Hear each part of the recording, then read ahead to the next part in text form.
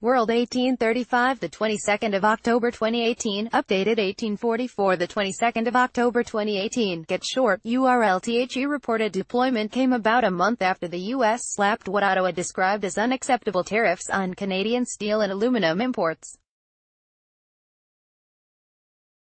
Canada responded by slapping duties on $12.8 billion worth of goods imported from the U.S. Chinese scientists have installed their 4 monitoring devices in waters located just 300 kilometers (186 miles) off the U.S.'s Pacific coast. The high-tech sensors are connected to the Ocean Network Cana, ONC, operated by the University of Victoria in Canada, British Columbia Province, according to the South China Morning Post, SCMP.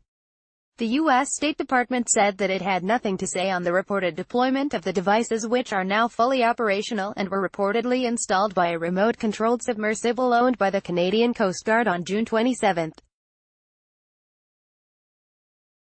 Read more. U.S. launches WTO disputes against reciprocal tariffs from China, EU, Canada. The ONC confirmed the installation but declined to elaborate on how these devices might be used.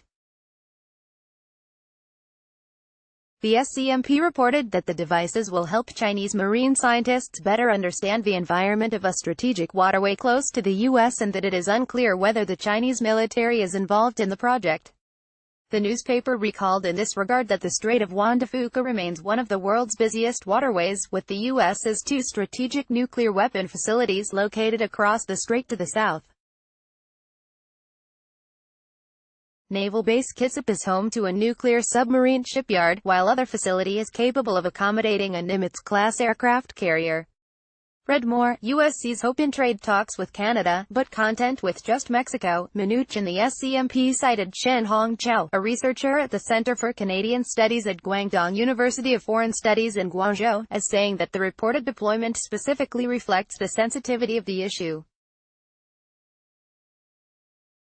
Countries don't open them up to third parties unless there is a high level of trust and confidence. Such collaboration is very unusual. The implications go far beyond science, so it could have only happened with a nod from the top on both sides, he underlined. In late June, Canadian Foreign Minister Chrystia Freeland unveiled the country's response measures to U.S. tariffs, which have led to a major trade row between the 2 immediate neighbors. Read more. Canada wants to stop cheap steel imports among trade row with U.S. She announced at the time that Ottawa will impose 10% to 25% trade tariffs on U.S. goods in response to a similar move made by Washington, beginning July 1.